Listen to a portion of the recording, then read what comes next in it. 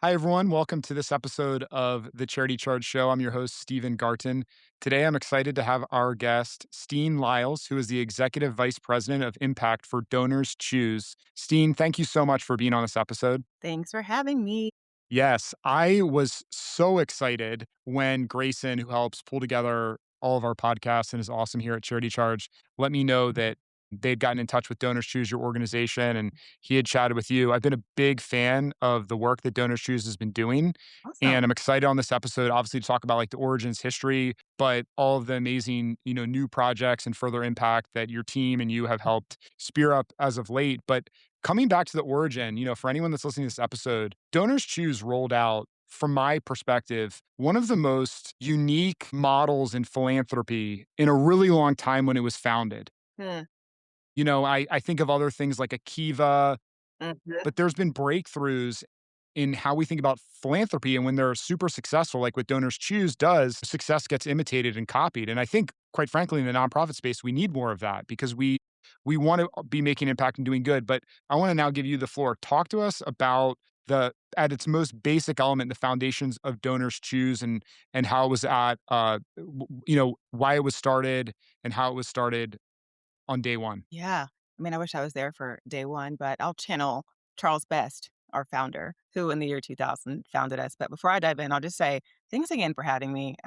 I love this work, and I have two kids myself. And so as we dive in, you'll hear me talk about a bunch about all the things that Donors Choose endeavors to do in K-12 and for every classroom. And I take that personally, considering how invested we all are, and especially I am. So thanks again. I appreciate you.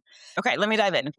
Who are we? So maybe instead of telling you like more about our origin and how we got here, I'll first start with what we believe at Donors Choose, and then that'll tell you a bit more about what made the year 2000 so special. Sure. So we have this big belief at Donors Choose. It shouldn't be spiky, but perhaps it is. And it's that every child should learn in a classroom fully equipped to unleash her fullest potential. And if that classroom environment has all the resources that that child needs to learn, grow, and thrive, then what we're doing is we're making it possible for her to truly become, whether or not it's, we had a child say, I want to be a unicorn and I want to be a hairdresser and I want to be an astronaut. Well, we will make sure you have the resources to also be a unicorn and an astronaut, right?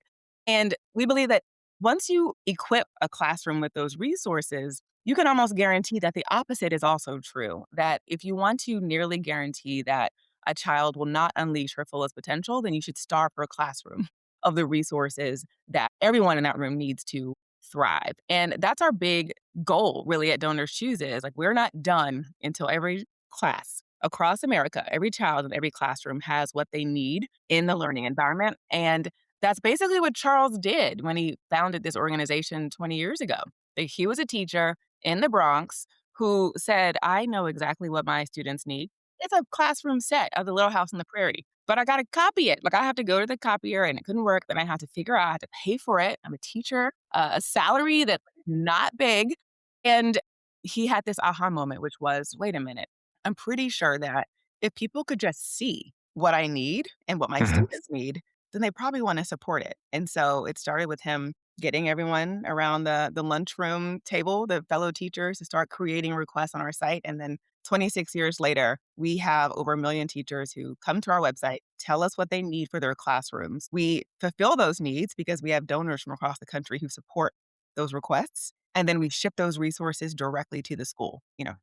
This many years later, we've had over $1 billion of supporters who've come around and said, we believe in what teachers need, and we don't believe they should be paying out of pocket for it. That's awesome. I think some of the things that are so interesting, I'm curious for you to comment, and we'll get to some more specifics. But 26 years ago, this concept, this vision to illustrate the problem or the challenge in a very visual and tangible manner was in many ways unheard of, and especially leveraging technology. There have been other organizations, I think of like a Heifer International, right? That was kind of onto this. But can you talk to us in your experience, like knowing, being at the organization, the power of that. It wasn't just a random ask of, hey, give us $1,000 or give us 100, but they took it down specifically so people knew the impact of what their dollars were literally going to.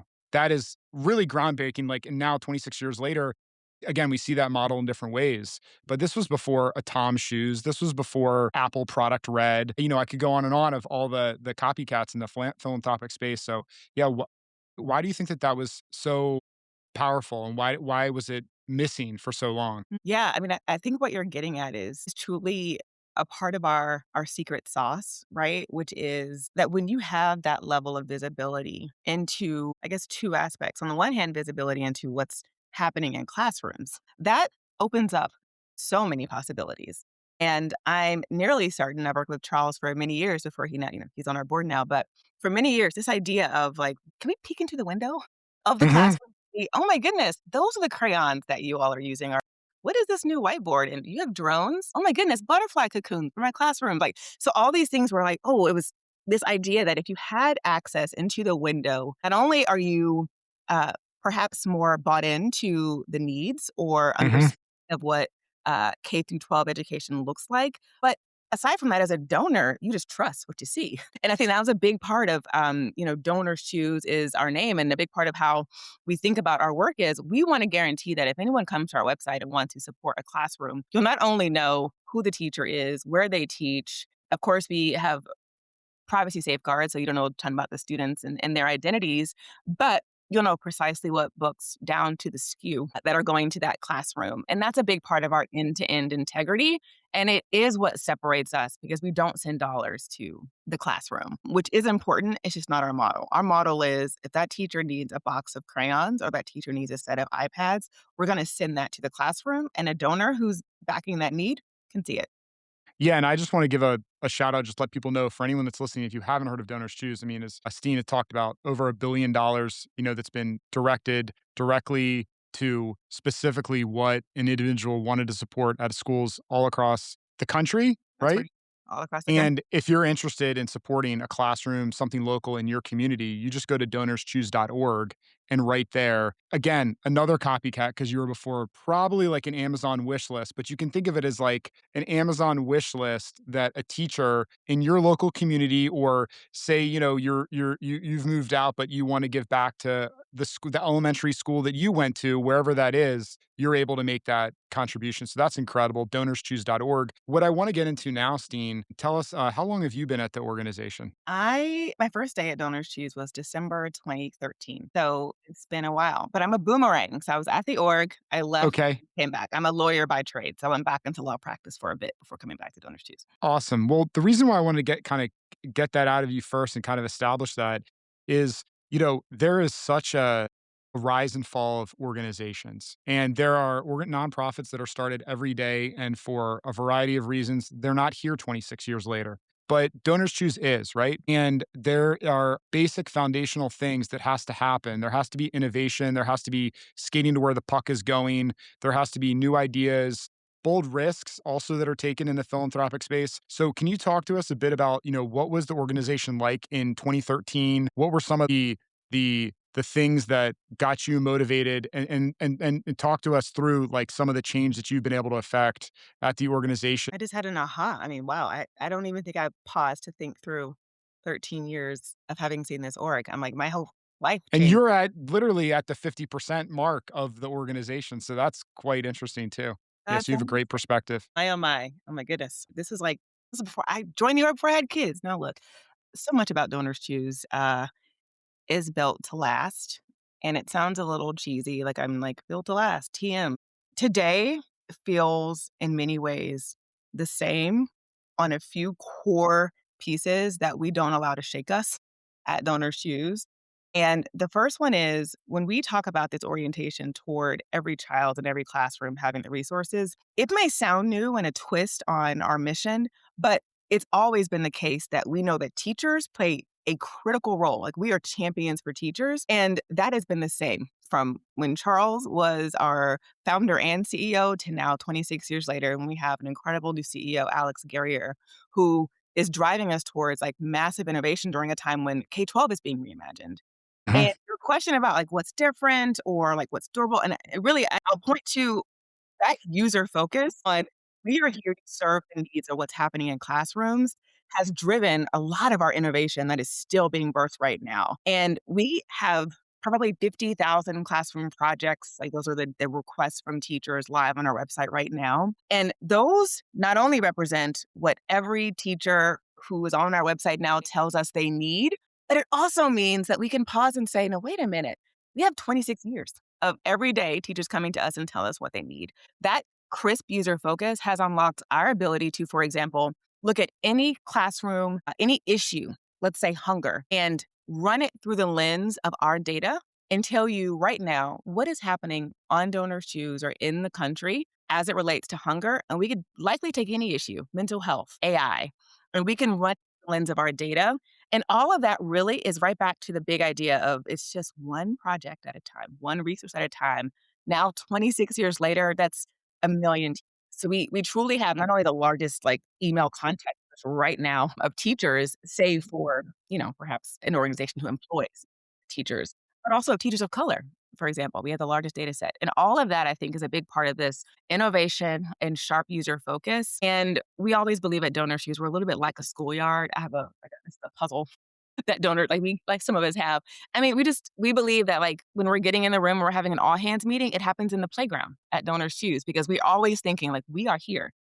And like we will never lose sight of right now there are students with butts in seats in classrooms. We are not doing our job unless every single one of them has what they need. So in many ways, so much of what's changed and not changed has been our sharp user focus is driving a lot of what we know will happen, not just 26 years to date, but for another 26 years. I love everything that you just talked about there, and that's actually a concept that we use here, where we make sure that in every meeting that we're having, there's always an empty chair, and empty chairs for we serve nonprofit organizations on our program side, and we always want to make sure, and we took that, if you will, that's like a Jeff Bezos thing, as he made sure at Amazon from day one that there was always an empty chair in the room for the customer. To just kind of symbolize why they're there and making sure that they're doing things in the best interest of who they're really there to serve, which, in your case, as you mentioned about there have been innovations along the way, but the core principle is always focusing on the teacher and how can we serve them and all that. Walk us through, though, I'm curious from your perspective, as you've grown in both your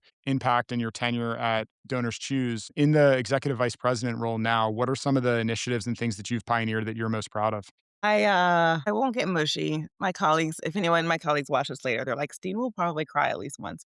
So 3 things come to mind. One of them is, the launch of our I See Me initiative, in 2018. This was our first time really diving into explicitly and externally our support of teachers of color, of representation in the classroom, of students seeing themselves in their teachers and the research there, students seeing themselves in their learning materials and all the power that that wields. And then even beyond that, we went one step farther, which was those same students and those same teachers could also see themselves in the philanthropists supporting them. Like that alone is a huge narrative shift that we wanted to be a part of, even when it was hard to do so.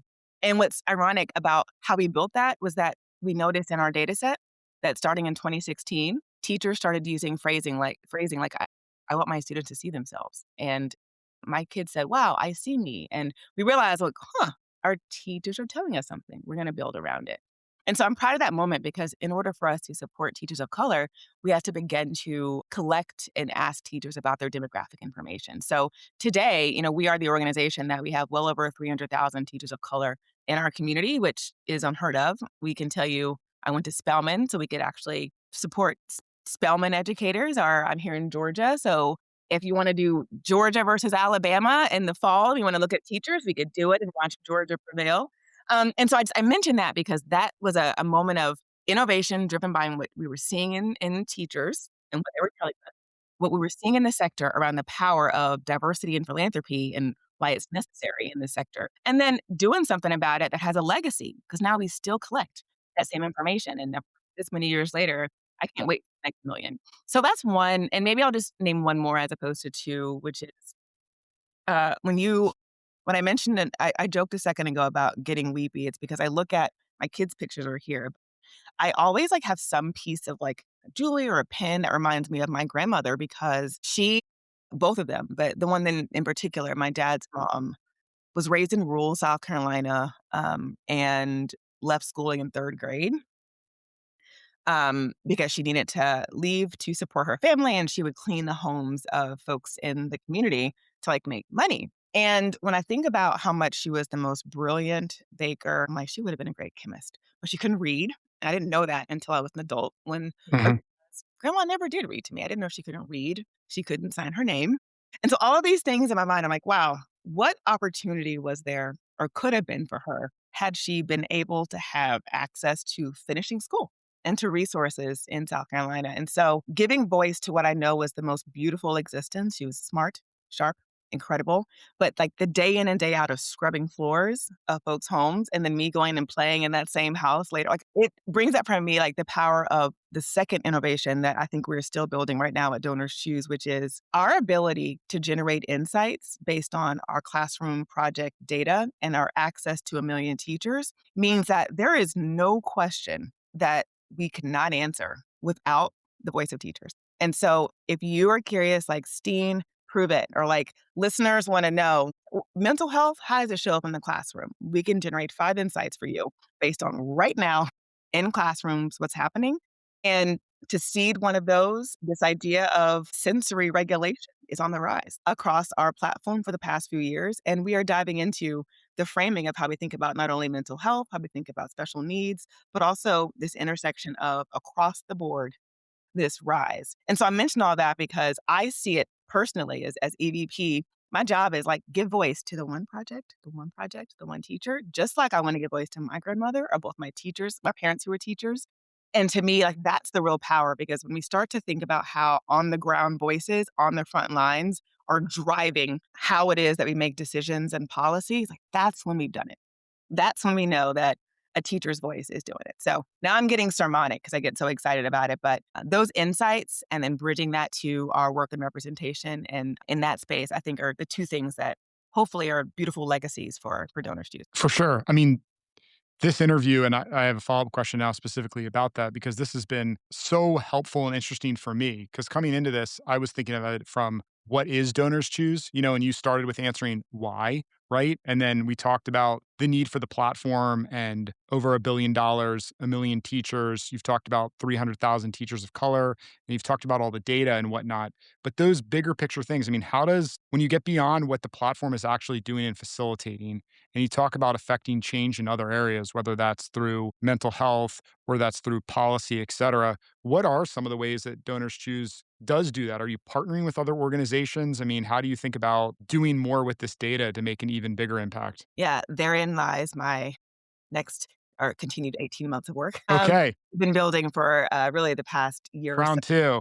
Yeah, yeah, we Yeah. gotta come back and hold me to it, but I guess to make it plain spoken for anyone in the room who maybe are listening And who's can I just also I only interrupt to say, like, I feel that personally for years, just following and being an entrepreneur, right, and consuming a lot of things around tech and innovation, et cetera, all this talk for so long about big data, and we're getting the data and all that, and I finally feel like we're at a spot now where organizations or companies are actually able to do something with the data, and hopefully it's for the good, and so that's kinda now I'll give you back the floor, but that's kind of the setup of what I think is really exciting about the future of Donors Choose. yeah, I mean, it sounds like I'm being combative. I'm like, "I dare anyone to tell me," but I as a perhaps it's as a parent, but also just Mhm, as a citizen. A mhm, citizen, I'm an Atlantan, so as a citizen, I can't think of really anything more important than ensuring the future is bright. And mhm, where do our kids spend most of their time? And I say our kids collectively, it's in school or it's in learning environments. Where your question about, well, what are you doing for good with this data set? And like, what's ahead? How are you sharing it? Well, the answer lies in our ability to say, well, first, we're asserting a relatively spiky belief. And that is that the most vital puzzle piece in unlocking a child's potential is access to resources that I know is spiky because some might say, well, there's 27 other things that are really important for a child to have the best educational experience. I agree. But if you want to ensure that they are not successful, deprive resources. And that is what we are doing right now in our impact work, which is we'll prove it. And so we're proving what changes for the classroom when there are access to resources, what changes for the student when there's access to resources, what changes in the school building when they have access to resources? What changes in learning outcomes, test scores, graduation rates, belonging, absenteeism rates, teacher retention when there's resourcing? And that's our big goal, which is We believe that resources are central, and we are on a path right now to truly measure and prove what changes for a classroom when it is equipped with is equipped with resources and is vibrant. And so, what we're doing with that is, for one, we're studying our data set daily to understand the intersection of all sorts of topics that are showing up in K 12 and working with stakeholders across the board to uplift those. So, working with, we have government partners who are excited to learn what's going on in Utah with what your teachers need. Books. What do you mean they need books? We're going to write this into the legislation next year. We know they need books. And so that's sort of just, we can tell you what teachers need in your state right now or in your district or on X topic. And that elevation alone is just bringing, again, bringing to life like individual voices of teachers. So that's our big goal, is to measure it, prove it, show the power of these resources with real research. And then beyond that, continue along the way, elevating and generating the insights about what's happening in classrooms because it changes every day, which is our sort of the new element of what we're building right now. That's awesome. When I think about what you're doing there, a lot of getting that data is being able to tell a really good story, which is sort of interesting because it's at the core of what Donors Choose was about. And I've seen firsthand, both for the organizations, that I personally support, that we support, as an organization, Charity Charge, groups that I'm on the board of as well, when they're able to articulate the value and the impact of those that they're supporting, that can help them tremendously to tell their story from a fundraising perspective, whether that's for individuals, foundations, corporate supporters, and any other types of contributors to the organization. So I kind of lay that out there. I'm curious from your perspective.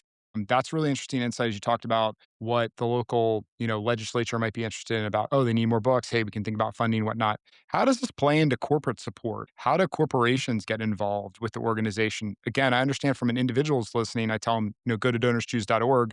As an individual, you can make an impact and buy that box of crowns or, whatever's you want to give to the specific school. But how do corporations, how would like a Coca-Cola and IBM, a Microsoft get involved? Yeah. Well, Coca Cola, IBM, Microsoft, if you're listening, come on, let's talk. All right. Because Well, Coca-Cola's in your backyard. We got to get I them supporting know, y'all. Come on. I know for the, I hey, just kinda tried that one just came out. Oh, man, I lived in Atlanta briefly for a brief internship after college, well, so I used to manage before I was our EVP of Impact. I've been on a lot of teams at DonorsChoose, and one of them was managing our relationships with companies and foundations, individual philanthropists. And so companies play a huge role. Foundations play a huge role in how it is that we are able to achieve the impact that is 1.5 million. because you have an interesting model, correct me if I'm wrong, and now I might be shooting myself in the foot, but Yeah, do it. it's 100% of what the individuals are giving to the classroom. So I imagine you have an endowment or you're funded by foundations or your board to cover the operating costs of the organization? Oh, that's a great question. So if this were a quiz, I would just circle a few pieces of what you shared and I'll Okay. put it back. Uh, when you want to support a classroom project, let's say in Atlanta, you will fund that classroom project. It's a $500 classroom project. At Donors Choose, we have an optional 15% donation embedded in that donation that you give, which you'll see fully in every line item before you hit send. And you have the option as an individual donor to say, oh, no, thanks. I'm going to opt out of that 15%, or sure, keep it in. And that 15% is a part of how it is that we fund our operating. We've been self sustaining for several years, across the org, but our model is such that individuals can support classroom projects. And to bring in your question about companies, foundations, these like institutional supporters, when they support Donors Choose, they can do so by in mass, for example, matching donations to Mhm. individual or providing an unrestricted grant to say, we're trying to support students' decline in chronic absenteeism. We're going to support your research and insights work to make that happen. And so we don't have like a separate endowment in that way, in as much as we have individuals who provide a 15% donation to their gift. And then we have companies and foundations who can do the exact same thing. They can support any classroom projects, any sorts of STEM or AI or cheerleading projects that they are most excited about across the country. And embedded in that is our ability to also sustain our operations and to, of course, the capabilities of the people who bring that partnership. That's awesome. Tell me, Steen, as we round out this episode, is there anything that we didn't cover, any special message that you want to really just share out with the world about Donors Choose or your just perspective on life? So I mentioned my grandmother here. And so I always like to lift up her name as well as both my parents who were teachers. I don't think it's by accident that I tripped and fell back into education, having been raised in uh, the household that I was. But I am looking at something where I had to write a postcard for a cool opportunity I was at. And there's like, write a postcard to someone that you like want them to get. So I did one for my son, one for my daughter, and I like mailed it. And when it came in, I said, everything I do at work is to make the world better for you. Love, mom.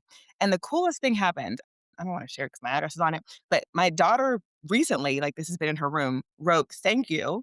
The U's above the thank, but it's thank you. And then I heart you. And I think seeing that here is just like it's the icing on the cake, right? That there's something about day in and day out that the data is great. The integration of AI, like I love all things LLMs. We can nerd out on that. I love all things talking through evolutions and how we think about equity. Like all these things are great. I would love to do it. But most importantly, I just want to open up classroom projects and just see how great it is that a teacher's there, just trying to make sure her classroom has what it needs or my son's classroom has.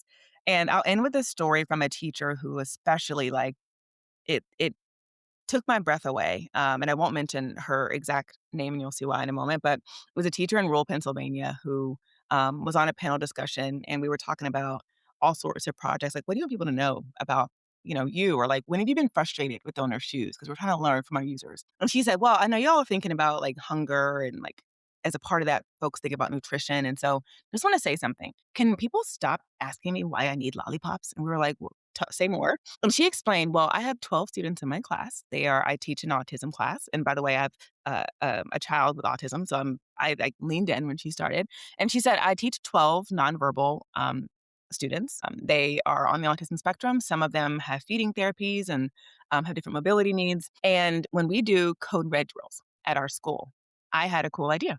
I said, we're going to put a basket of lollipops in the bathroom because in the bathroom, we can close all the doors. It's safe, it's quiet. And just by access to the lollipops in the class, like when we do the drills, everyone's quiet because it's a sweet treat. And if anyone listening is familiar with autism, sometimes you might have folks like STEM and like stimming can be loud. And so like, that's what we don't want, in code red. And so I just wanted to find a real quick way to get some lollipops and ensure that my students have what they needed. And in that moment, not only was it was like not a dry eye in the room, and I was especially struck, but I was thinking, that's a really badass teacher. Number one, how innovative, lollipop. Number two, can we stop? Like, could we actually lean in to what teachers tell us they need? Like these teacher-led solutions are really powerful. Also, how might we elevate more innovation just like this? And the answer lies in all of what we talked about, which is, ooh, when we're really watching and we're listening to what teachers tell us and we're elevating the best in class solutions, I guarantee you there's not a thing that we could not solve across our country if we don't look at what's happening every day with a teacher in an under-resourced classroom with 30 students trying to figure it out and trying to get them to graduate. I'm pretty sure they can figure out like how it is we can handle next steps around a digital divide.